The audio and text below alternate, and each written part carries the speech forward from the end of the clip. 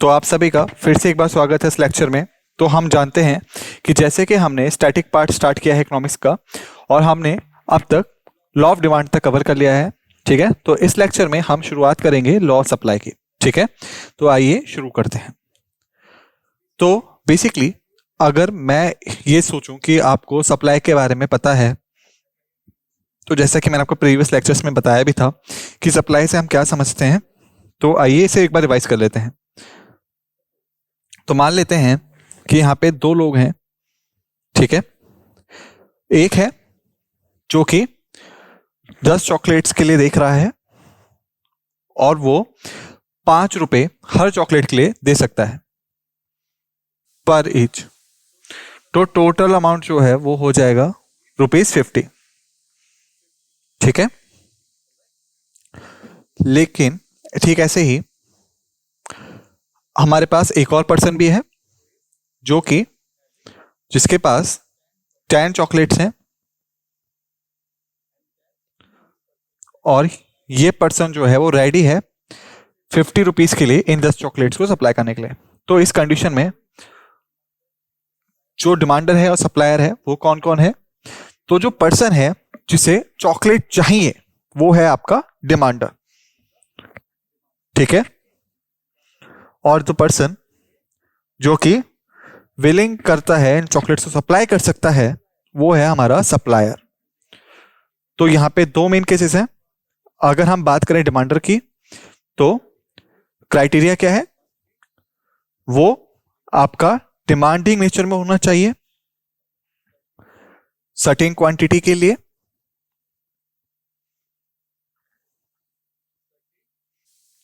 ठीक है, एक सर्टेन प्राइस पे और एक सर्टेन टाइम पीरियड के अंदर अंदर ही। ठीक है, ठीक। और अगर हम वहीं सप्लाई की तरफ देखें तो जो सप्लायर होगा वो होगा पर्सन जो कि आपका एग्री होगा, यानी जो आपका एग्री होना चाहिए आप कह सकते हैं सप्लाई करने के लिए एक सर्टेन क्वांटिटी को एक सर्टेन प्राइस पे या रेट पे एक सर्टिफिक टाइम पीरियड में। ठीक है,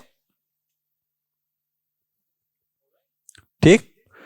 तो ये होती है आपकी कंडीशन। जो आपका डिमांडर है वो डिमांड करता है सर्टेन क्वांटिटी को। ठीक है, जैसे कि आपके 10 चॉकलेट्स, सर्टेन प्राइस जो कि होगा आपका ₹50 with in a given time period. तो आप कह सकते हैं ये रिक्वायर्ड 10 डेज के अंदर। ठीक है, इसके बाद हम बात करें सप्लायर की, तो वो पर्सन जिसके पास है और जो चाहता भी है सप्लाई करना। ठीक है, 10 चॉकलेट्स को ₹50 पे, ठीक है, 10 दिनों के अंदर अंदर। ठीक है, ओके। तो ये होती है कंडीशन। ऑलराइट, तो हमने अब रिवाइज कर लिया सप्लायर और डिमांडर के बारे में। लेकिन तो हमने जैसा सीखा यहां पे होता है एक लॉ ऑफ डिमांड। तो यहां पे एक और लॉ है सप्लाई के लिए। जी हां, जैसे कि डिमांड सप्लाई जो है वो भी लॉ पे ही कार्य करती है और हमें याद रखना है कि इन दोनों में ही डिमांड या सप्लाई में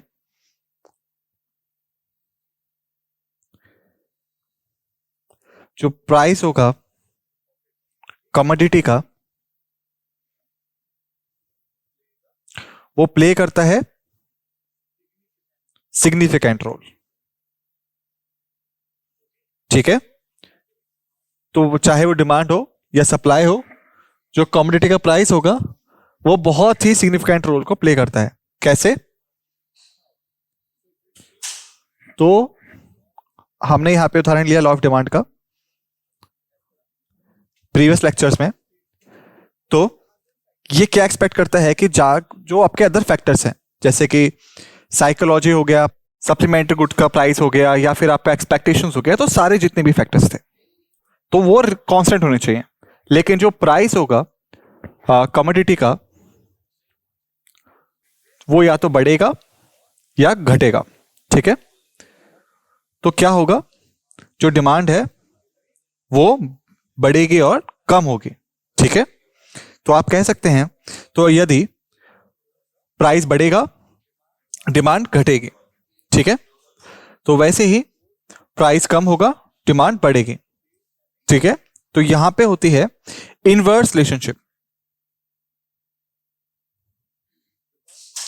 क्योंकि जो बायर है उसे ज्यादा देना पड़ता है लिमिटेड क्वांटिटी के लिए, तो वो क्या करेगा, स्विच कर देगा दूसरी चीजों की तरफ। ठीक है, तो ये होती है लॉ ऑफ डिमांड। तो लॉ ऑफ सप्लाई क्या होता है, तो लॉ ऑफ सप्लाई है वो एक अनदर फंडामेंटल प्रिंसिपल है इकोनॉमिक्स का, जो डिस्क्राइब करता है relationship between the price of a good और service and the quantity supplied by the producer. तो हम ये बोल सकते हैं कि लॉ ऑफ डिमांड जो है वो इनवर्स रिलेशनशिप में था। ठीक है, जो आपका लॉ ऑफ सप्लाई है, यहां पे हम बात करते हैं प्राइस कमोडिटी के and demand of A commodity. ठीक है, तो हम इसके बारे में बात कर रहे हैं। तो बेसिकली ये बताता है कि अगर बाकी सब चीजें इक्वल रहें और जो प्राइस है प्रोडक्ट का सर्विसेज का वो बढ़ेगा, जो क्वांटिटी सप्लाइड है वो भी बढ़ेगी। ठीक है, और ठीक वैसे ही अगर प्राइस डिक्रीज होगा तो क्वांटिटी है वो भी डिक्रीज होगी। तो ये होती है आपकी डिपिक्टली ग्राफिकली। ठीक है, और ये होता है आपका अपवर्ड स्लोपिंग। ठीक है, तो हम इसको थोड़ी देर के लिए इग्नोर कर देते हैं। ठीक है, तो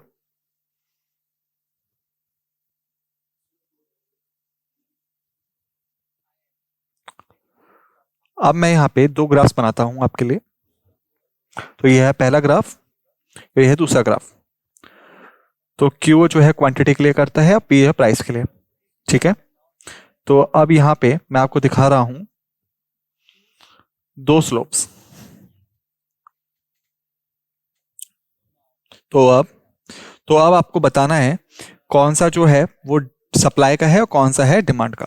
ठीक है, तो मैं आपको 15 सेकेंड दूंगा इसके लिए और आपका समय अब शुरू होता है। 1 2 3 4 5 6 7 8 9 10 11 12 13 14 15। Times up. ठीक है, तो अगर हमने राइट आंसर गैस किया है तो कॉन्ग्रेचुलेशंस, और अगर हमने नहीं किया है तो आपको प्रैक्टिस चाहिए। ठीक है, तो अगर हम इस ग्राफ को देखें तो ये डाउनवर्ड स्लोपिंग है, और प्रीवियस लेक्चर में भी मैंने आपको बताया था कि अगर ग्राफ डाउनवर्ड स्लोपिंग है तो ये होगा आपका डिमांड। ठीक है, ठीक है, और अगर हम इस ग्राफ को देखें तो ये अपवर्ड स्लोपिंग है। ठीक है, जैसा मैंने आपको प्रीवियस लेक्चर में बताया था कि अगर ग्राफ अपवर्ड है तो ये होगा आपका सप्लाई कर्व या सप्लाई ग्राफ। ठीक है, तो इसके भी रीजन क्या है, क्योंकि अगर हम इसे देखें, ठीक है, यहां पे जैसे प्राइस बढ़ता जा रहा है जो डिमांडेड क्वांटिटी है वो कम हो रही है। ठीक है, तो ये लॉ ऑफ डिमांड को जस्टिफाई करता है, जैसे ही प्राइस बढ़ेगा डिमांड कम हो जाएगी। ठीक वैसे ही लॉ ऑफ सप्लाई स्टेट करता है, जैसे ही प्राइस राइज करेगा सप्लाई है वो भी राइज करेगी, अगर प्राइस कम होगा सप्लाई भी कम हो जाएगा। तो यदि अगर आप इसे देखेंगे तो जैसे प्राइस बढ़ रहा है सप्लाई भी बढ़ रही है। ठीक है, ठीक है, तो सप्लाई ग्राफ जो होता है वो हमेशा अपवर्ड होता है। तो अब क्वेश्चन है, जैसे कि क्यों जब भी प्राइस बढ़ता है सप्लाई क्यों बढ़ती है, क्योंकि हम जानते हैं कंज्यूमर के केसेस में हम ये जानते हैं जब परचेसिंग पावर है वो डिक्लाइन होती है प्राइस बढ़ने के साथ में। लेकिन यहां पे क्यों हो रहा है, सप्लाई क्यों बढ़ रही है, क्योंकि हम बात कर रहे हैं प्रोड्यूसर की। ठीक है, या प्रोड्यूसर्स पॉइंट ऑफ व्यू की। ठीक है, और जब भी यहां पे हाई प्राइस होगा, यहां पे ज्यादा चांसेस होंगे प्रॉफिट्स की, यहाँ पे प्रॉफिट की ज़्यादा चांसेस होंगे। तो इसी वजह से जो प्रोड्यूसर हैं वो ज़्यादा से ज़्यादा चीज़ों को बेचने की कोशिश करते हैं। तो आप इसे यहाँ पे समझ सकते हैं कि अगर क्वांटिटी सप्लाई जो है वो 100 है और प्राइस 50 है, तो टोटल रेवेन्यू आएगा वो 5,000 रुपये का आएगा। ठीक है। सेकंड सिनेरियो में अगर क्वांटिटी 120 है, क्योंकि जो प्राइस है वो 100 रुपये हो गया है, तो ये इन्हें क्या मिलेगा? इन्हें 12,000 मिलेगा। ठीक है। और 12,000 जो है वो बहुत ज़्यादा है 5,000 से। तो जैसे जैसे प्राइस बढ़ा, क्वांटिटी सप्लाइड भी बढ़ी। ठीक है। तो अब मुझे लगता है कि आपको आइडिया लग गया है। ठीक है। तब आगे बढ़ते हैं। First factor is price of the product. ठीक है। तो most significant factor affecting supply is the price. ठीक है। जब भी प्राइस बढ़ेगा, प्रोड्यूसर जो है वो ज्यादा सप्लाई करने की कोशिश करते हैं, क्योंकि ये अब ज्यादा पैसा कमा सकते हैं। ठीक है। जैसे मैंने आपको बताया कि अगर क्वांटिटी सप्लाइड 100 है, ₹50 है, तो जो टोटल प्राइस है वो सिर्फ 5,000 रहेगा। ठीक है। लेकिन जब प्राइस 100 रुपये होगा और क्वांटिटी आपकी 120 हो जाएगी, तो यहां पे रेवेन्यू आएगा 12,000 रुपये। ठीक है। तो यहां पे सीधा 7,000 रुपये का मुनाफा हो गया। ठीक है। तो इसी वजह से जो प्राइस है वो मेन फैक्टर है। ठीक है। ठीक वैसे ही जैसे ही प्राइस फॉल होगा, प्रोड्यूसर जो है रिड्यूस कर देंगे प्रोडक्शन लेवल को। ठीक है। तो आप कह सकते हैं कि जैसे ही आपकी क्वांटिटी 120 है और प्राइस आपका 100 रुपये है, तो यहां पे उसको 12,000 रुपये मिल रहे हैं। तो जैसे ही जो प्राइस है वो फॉल्स होता है, 50 रुपीज हो जाता है, तो यदि वो 120 सप्लाई करेगा तो उसको क्या मिलेगा? सिर्फ 6,000 रुपये। ठीक है। सिर्फ 6,000 रुपये। तो यहां पे 50% की गिरावट आपको देखने को मिलेगी। लेकिन प्रोडक्शन कॉस्ट में गिरावट हो रही है? नहीं। ठीक है। प्रोडक्शन कॉस्ट जो है वो अब भी उतनी है। ठीक है। तो इसका मतलब हुआ कि अगर वो लो प्रॉफिट अर्न कर रहा है, तब भी उसको प्रोडक्शन कॉस्ट सेम देनी पड़ रही है, यानी उसका जो प्रॉफिट मार्जिन है वो लगातार कम होता जा रहा है। ठीक है। क्योंकि इसका प्रोडक्शन कॉस्ट ज्यादा है लेकिन उसको जो रेवेन्यू है वो कम है, तो ये होता है आपका लॉस कंडीशन। 50% का सीधा डिक्लाइन आपको देखने को मिलेगा। ठीक है। तो प्रॉफिट मार्जिन जो है वो यहां पे डिक्लाइन हो रहा है। तो क्या आपको लगता है कि और सप्लाई करने की कोशिश करेगा? नहीं, क्योंकि ये उतना प्रॉफिट अब नहीं कमा रहा है। तो ये क्या करेगा? ये सप्लाइड क्वांटिटी को कम कर देगा। ठीक है। ताकि वो सर्टेन एरिया तक ही रेवेन्यू जनरेट कर सके और लॉस जनरेट कर सके। ठीक है। तो यहां पे सिर्फ 2,000 का ही लॉस उसको देखने को मिलेगा। पहले सिनेरियो में उसको सीधा 6,000 का लॉस देखने को मिल रहा था। ठीक है। अब आगे बढ़ते हैं। सेकंड है हमारे पास प्रोडक्शन कॉस्ट। तो बेसिकली प्रोडक्शन कॉस्ट जो है वो आपकी मेनली मैटर्स करती है प्रोड्यूसर्स के पॉइंट ऑफ व्यू से।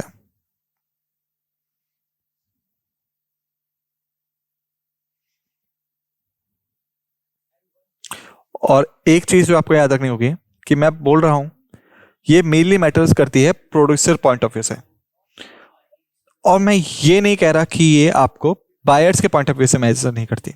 क्यों? क्योंकि मान लेते हैं अगर यहाँ पे 100 रुपये प्रोडक्शन कॉस्ट है, 50 रुपये प्रॉफिट मार्जिन है, टोटल 150 रुपये प्राइस हो गया। ठीक है।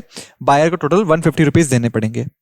लेकिन अगर प्रोडक्शन कॉस्ट 120 है और 50% मार्जिन है, तो ये यहां पे हो जाएगा 170 रुपीज। ठीक है। तो इसको आप कह सकते हैं कि जो प्रोडक्शन कॉस्ट में राइज है वो उसका प्राइस भी बढ़ा रही है, यानी बायर की परचेजिंग पावर को भी अफेक्ट कर रही है। ठीक है। लेकिन मैं ऐसा क्यों कह रहा हूं कि ये मोस्टली अफेक्ट करती है प्रोड्यूसर को? क्योंकि कंपटीशन यहां पे बायर को प्रोड्यूसर को झेलना पड़ता है। ठीक है। तो इसी वजह से ये सिर्फ प्रोड्यूसर के लिए मेनली मैटर करता है। चलिए इसे उदाहरण से समझते हैं।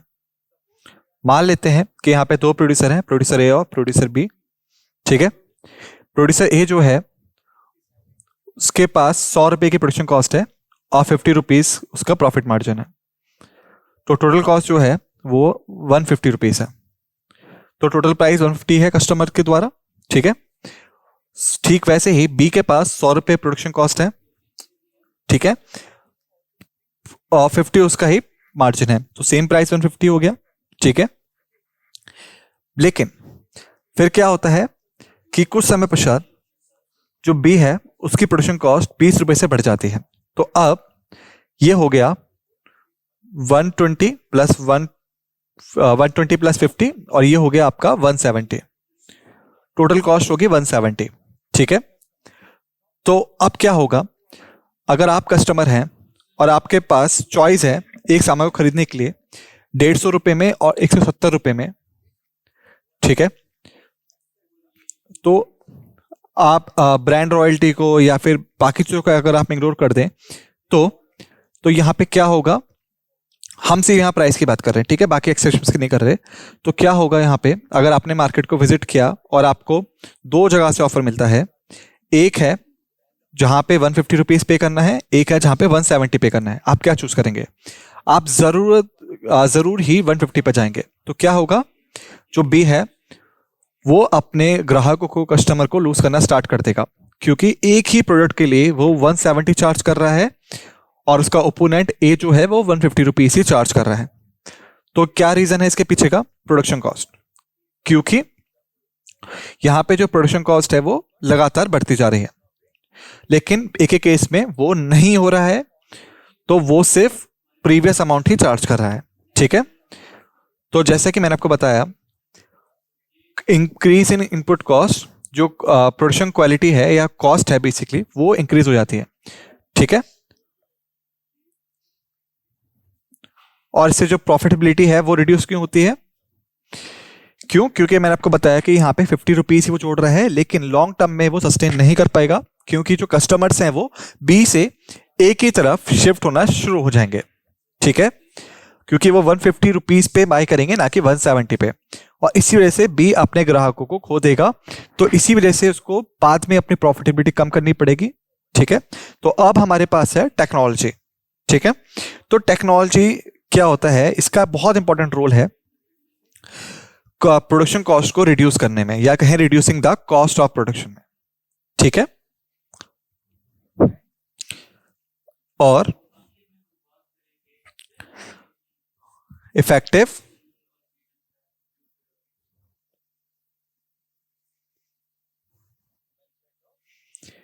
मैनेजमेंट ऑफ रिसोर्सेज में। तो यहां पे दो चीजें हैं और दो मेन चीजें हैं जिन्हें हम टेक्नोलॉजी के द्वारा अचीव कर सकते हैं, और मैं ऐसा कैसे कह सकता हूं, चलिए देखते हैं उदाहरण के द्वारा, ठीक है। तो उदाहरण से इसको समझते हैं। तो हम पहले शुरुआत करेंगे कॉस्ट ऑफ प्रोडक्शन से, ठीक है। तो मान लेते हैं फर्स्ट केस में, ए के केस में हमने 100 यूनिट्स को प्रोड्यूस किया 20 रुपीज में, तो टोटल प्रोडक्शन कॉस्ट आई 2000 रुपए, ठीक है। सेकंड केस में हमने 100 यूनिट्स को बनाया लेकिन सिर्फ 10 रुपए में, तो हमारी कॉस्ट आई 1000, ठीक है। तो क्या हो रहा है यहां पे, क्योंकि टेक्नोलॉजी अच्छी है, टेक्नोलॉजी बढ़ रही है, उसका लेवल बढ़ रहा है,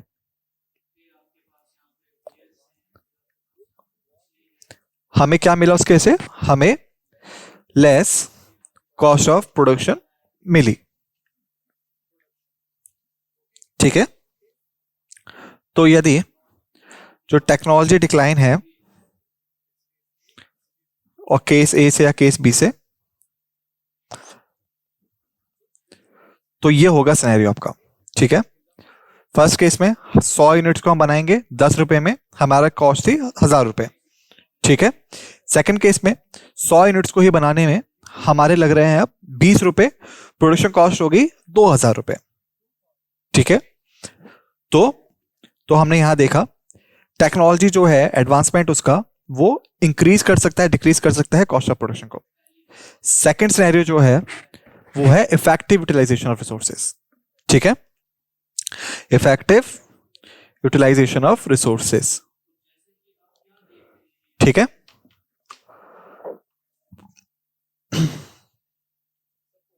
मान लेते हैं, मैं इसे दोबारा से एक बार लिख देता हूं।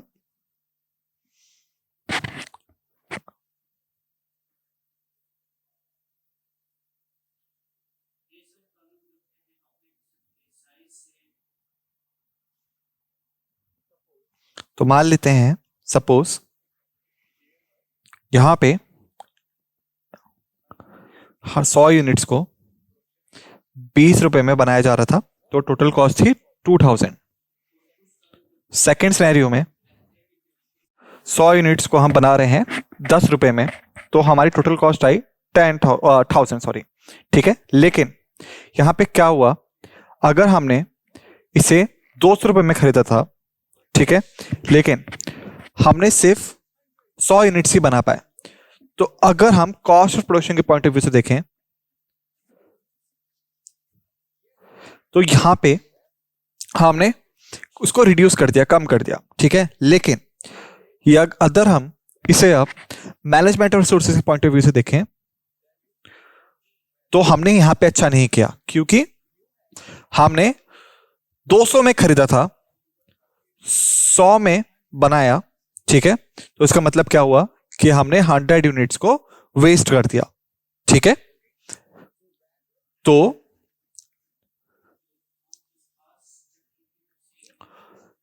यहां पे 100 यूनिट्स वेस्टेड हुई हैं, तो हम कह सकते हैं कि हाँ, हमने कॉस्ट ऑफ प्रोडक्शन को रिड्यूस कर दिया, ठीक है। लेकिन हम ये भी नहीं मना कर सकते कि हमारा जो प्रोडक्शन था उसकी कैपेसिटी जो है वो हैम्पर्ड हुई है, क्योंकि हमने 200 यूनिट्स को खरीदा था और सिर्फ 100 यूनिट्स को ही बना पाए, ठीक है। तो जो इफेक्टिव यूटिलाइजेशन थी रिसोर्सेज की कॉस्ट ऑफ प्रोडक्शन के साथ में, वो हमें यहाँ पे नहीं मिल पाई, जो कि टेक्नोलॉजी से गारंटेड होती है। उसके बाद है टैक्सेस और सब्सिडीज। तो चलिए इसको उदाहरण लेते हैं। तो हम मानते हैं कि हमने 100 यूनिट्स को बनाया, 50 रुपीज प्रॉफिट था, 10 रुपीज जो है टैक्सेस है, ठीक है, जो गवर्नमेंट ने लगाया है। तो टोटल प्राइस क्या हुआ यहाँ पे, जो हम कस्टमर से लेंगे वो हो गया 160 रुपीज, ठीक है। सेकेंड सिनेरियो में 100 जो था वो कॉस्ट ऑफ प्रोडक्शन था, 50 मार्जिन था, 30 रुपए का जो है वो टैक्सेस गवर्नमेंट ने लगा दिया, ठीक है। तो क्या चार्ज करेंगे हम कस्टमर से, ₹180, ठीक है। तो क्या हुआ यहां पे, जो प्राइस था वो बढ़ गया, और जब प्राइस बढ़ेगा डिमांड डिक्रीज हो जाएगी। तो इसका मतलब हुआ कि हम लोग इसे नहीं बेच पाएंगे कस्टमर से प्रॉफिट के लिए लंबे समय तक, यानी हमें प्रॉफिट को ही कम करना पड़ेगा, ठीक है। तो ये होता है केस टैक्सेस का। और जब टैक्सेस बढ़ेंगे सप्लाई जो है वो कम हो जाएगी, या फिर कहें कि डिमांड कम हो जाएगी, ठीक है। और अंत में सप्लाई भी डिक्रीज होगी, क्योंकि आपको अपने प्रॉफिट सेक्रीफाइस करना पड़ेगा प्राइस मेंटेन करने के लिए। सेकंड केस को हम लेते हैं सब्सिडीज को। मान लेते हैं 100 रुपए प्रोडक्शन कॉस्ट थी, 50 रुपए का मार्जिन था, टैक्स था 30 रुपए का, तो हमने पूछा 180 रुपये, ठीक है। सेकेंड सिनेरियो में जो गवर्नमेंट है उसने हमें सब्सिडीज दी 20 रुपए के, तो टैक्स था 30 था, 20 रुपए की सब्सिडी मिल गई, तो 10 रुपए का टैक्स सिर्फ लगेगा, ठीक है। तो अब यहां पे क्या हुआ, जो टोटल प्राइस है वो हो गया 160 रुपीज, ठीक है। तो क्या होगा अब यहां पे, जो ज्यादा कस्टमर्स हैं वो हमारे सामान को खरीद सकते हैं, क्योंकि जो प्राइस है वो कम हुआ, ठीक है। तो टैक्सेस और सब्सिडी इस तरीके से सप्लाई को अफेक्ट करती हैं, क्योंकि ये आपकी प्रोडक्शन कॉस्ट को बढ़ा सकते हैं और सप्लाई को रिड्यूस कर सकते हैं, और वहीं सब्सिडीज जो है वो लोअर कर सकती हैं कॉस्ट को, सप्लाई को बढ़ा सकती हैं, जैसा कि मैंने आपको यहां पे बताया। उसके बाद है number of suppliers. Number of suppliers और प्रोड्यूसर्स जो होते हैं मार्केट में, वो सप्लाई को इन्फ्लुएंस कर सकते हैं। ज्यादा सप्लायर्स होंगे मार्केट में, जो टोटल सप्लाई है वो बढ़ जाएगी। चलिए मान लेते हैं कि अगर यहां पे डिमांड जो है 100 यूनिट्स की है, ठीक है, और 10 रुपए का एक आइटम है, तो टोटल रुपीज जो हुआ 1000 रुपीज की डिमांड है, ठीक है। लेकिन अगर आप यहां पे ओनली सप्लायर हैं तो ये जितना भी अमाउंट है ये आपके पास ही आएगा। लेकिन यदि यहां पे 100 सप्लायर्स हैं लगभग, ठीक है, जो कि सेम गुड्स को ही सप्लाई कर रहे हैं, तो क्या होगा यहां पे? तो यहां पे होगा इंक्रीज इन कंपटीशन, ठीक है, कंपटीशन जो है बढ़ जाएगा और जो सेल्स हैं वो डिक्लाइन हो जाएंगी, क्योंकि यहां पे जब ज्यादा जो आपके सप्लायर से सप्लाई करेंगे प्रोडक्ट्स को तो जो प्रॉफिट है वो भी आपका डिक्लाइन हो जाएगा, ठीक है। तो आप कह सकते हैं जब सप्लाई बढ़ती है और कस्टमर को ज्यादा से ज्यादा ऑप्शंस मिलते हैं तो जो प्रोड्यूसर है वो प्राइस को रिड्यूस करते हैं ताकि वो ज्यादा से ज्यादा कस्टमर्स को अट्रैक्ट कर सके, ठीक है।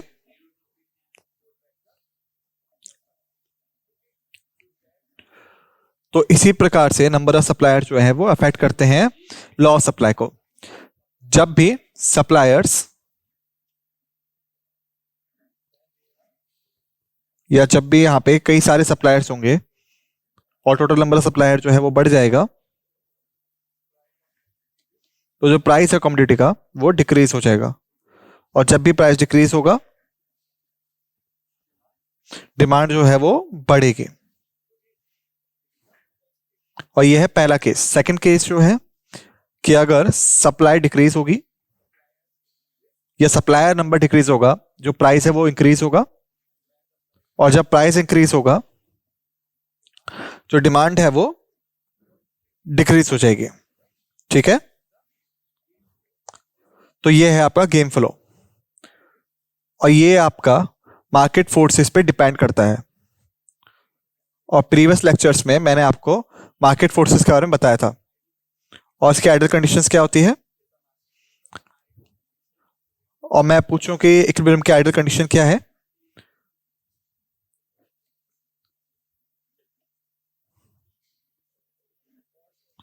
तो आइडियल कंडीशन क्या है इक्विलिब्रियम की, जो मैंने आपको बताया था, मैं आपको फिर से 15 सेकंड दूंगा इसको आंसर करने के लिए, और टाइम स्टार्ट होता है अभी से। 1 2 3 4 5 6 7 8 9 10 11 12 13 14 15, ठीक है, टाइम्स अप। तो जो आइडियल कंडीशन होती है वो होती है सप्लाई इक्वल होगी डिमांड के, ठीक है। तो जो सब क्वांटिटी सप्लाइड है वो उसके इक्वल है क्वांटिटी डिमांडेड के, ठीक है। तो ये कंडीशन होगी आपके इक्विलिब्रियम की। लेकिन जो डिमांड है वो ज्यादा है और सप्लाई कम है तो यहां पे होगा शॉर्टेज, ठीक है। और अब सप्लाई हाई है और डिमांड कम है तो होगा सरप्लस, ठीक है। तो यहां पे दोनों सिनेरियोस जो हैं वो इक्विलिब्रियम के फेवर में नहीं है। तो हम आगे बढ़ते हैं। तो हमारे पास है एक्सपेक्टेशन ऑफ प्रोड्यूसर्स। तो अगर अब मैं प्रोड्यूसर हूं, अब मैं सप्लाई करता हूं 100 यूनिट्स को 10 रुपए पे, तो टोटल रेवेन्यू है 1000 रुपए का, ठीक है। लेकिन अगर मैं एक्सपेक्टेशंस लगाऊं कि मैं 100 यूनिट्स को सप्लाई करूंगा 20 रुपीज पे भविष्य में, तो मेरा जो प्राइस है वो होगा 2000 रुपए का, ठीक है। ठीक, तो मैं क्या करूंगा यहां पे, तो मैं ऐसा सप्लायर स्टॉप कर दूंगा करंट मार्केट सप्लाई को, जो मैं अभी कर रहा हूं,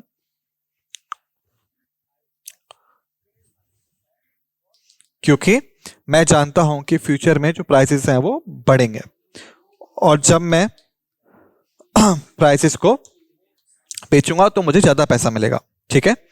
तो इसे हम कहते हैं होर्डिंग। जब हम लोग चीजों को इकट्ठा करना शुरू कर देंगे और उसे मार्केट में नहीं बेचेंगे, क्योंकि हमें आशा है कि भविष्य में जो दाम है वो बढ़ेगा, ठीक है।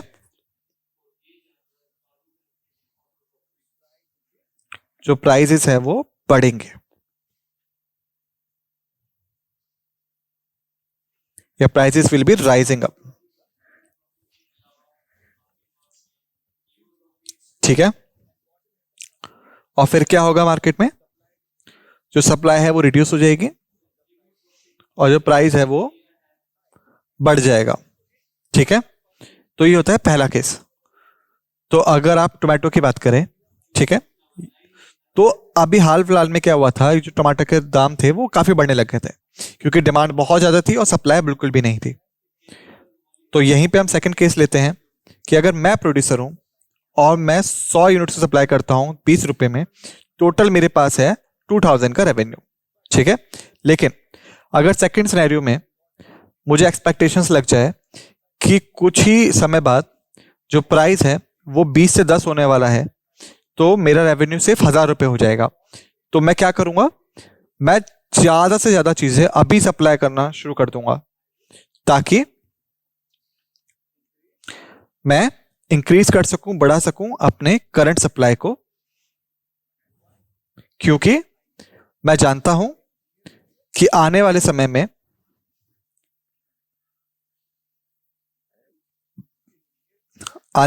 में जो प्राइस है वो कम हो जाएगा और उसके बाद क्या होगा, और जैसी सप्लाई बढ़ेगी प्राइस भी बढ़ेगा, सॉरी प्राइस डिक्रीज होगा, डिक्लाइन हो जाएगा, क्योंकि लोगों के पास ज्यादा ऑप्शंस होंगे चीजें खरीदने के। तो स्टूडेंट्स, इस लेक्चर में हमने स्टैटिक पार्ट जो है इकोनॉमिक्स का फिनिश कर दिया है। प्लीज मेक श्योर कीजिएगा कि आप सभी चीजों को ध्यान से पढ़ें, ठीक है, ताकि आपको इसकी अच्छे से नॉलेज हो सके। ठीक है, दूसरे लेक्चर में हम लोग शुरू करेंगे जनरल साइंस के स्टैटिक पार्ट को। ठीक है, इसी के साथ हम इस लेक्चर को अब एंड करते हैं एंड आप सभी को धन्यवाद।